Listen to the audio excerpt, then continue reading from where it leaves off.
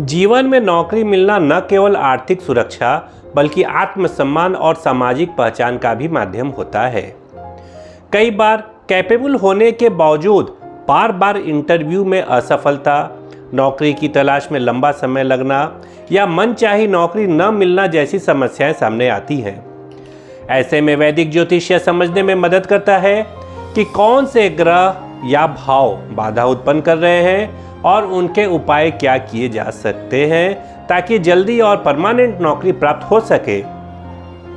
नमस्कार, मैं हूं पद्मपुत्र डॉक्टर हर्षित जैन। स्वागत है आपका इस चैनल एस्ट्रो आई गुरु पर। आज हम यहां ज्योतिष शास्त्र के अनुसार नौकरी पाने के लिए कुछ ज्योतिषीय उपाय पर चर्चा करेंगे। पहले हम नौकरी के कारकों को देखते हैं, फिर उसके उपाय देखेंगे। और हाँ, इस वीडियो में मनपसंद नौकरी पाने के कुछ उपाय भी बताए गए हैं, उसे जरूर देखें। तो सबसे पहले शुरू करते हैं नौकरी से संबंधित ज्योतिषीय भाव और ग्रह के बारे में। जन्म कुंडली के दशम भाव को कर्म, पेशा, व्यवसाय आदि के लिए देखा जाता है। दशम भाव व्यक्ति के करियर, पेशे, सामाजिक स्थिति और कार्य क्षेत्र को दर्शाता है। यह नौकरी की योग्यता, क्षमता और सामाजिक प्रतिष्ठा से जुड़ा है। साथ ही षष्ठ भाव नौकरी से जुड़ी प्रतियोगिता, विरोधियों, शत्रुओं और कर्जों का भाव है।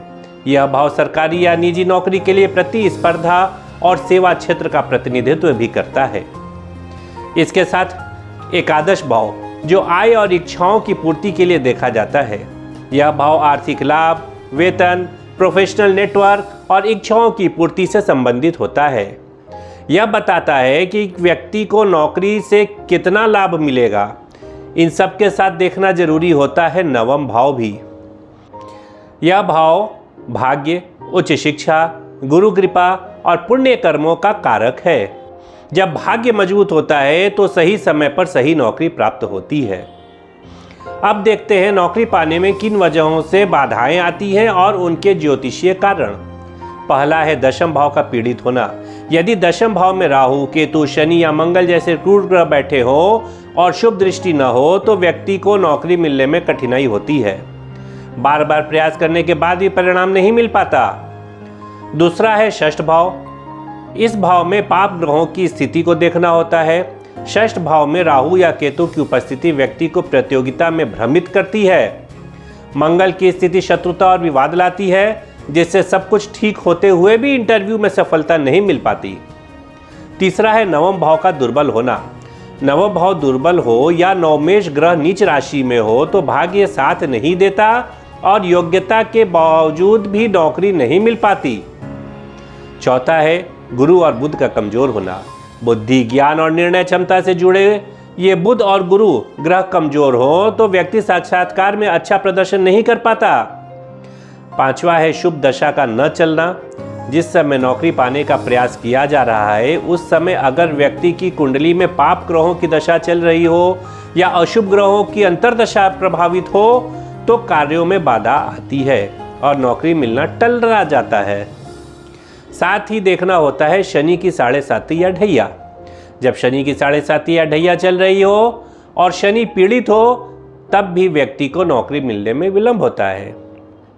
अब देखते हैं नौकरी से संबंधित शुभ योग कौन से होते हैं।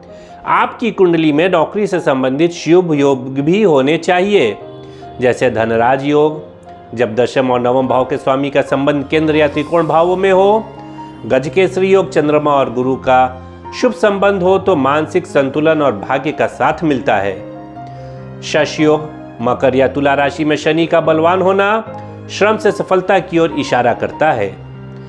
बुधादित्य योग, बुध और सूर्य का युति अच्छे प्रशासनिक और अधिकारी पदों की ओर संकेत करता है। इनके साथ ही कुछ नौकरी में अड़चन वाले योग भी होते हैं, जैसे ग्रहण योग, चंद्रमा या सूर्य पर राहु या केतु का प्रभाव होना। चांडाल योग, गुरु के साथ राहु होने से निर्णय लेने में भ्रम पैदा करते हैं। यदि शनि राहु दोष कर्म और भाग्य में विलंब कराता है। अब हम आते हैं नौकरी पाने के प्रभावी ज्योतिषीय उपाय पर।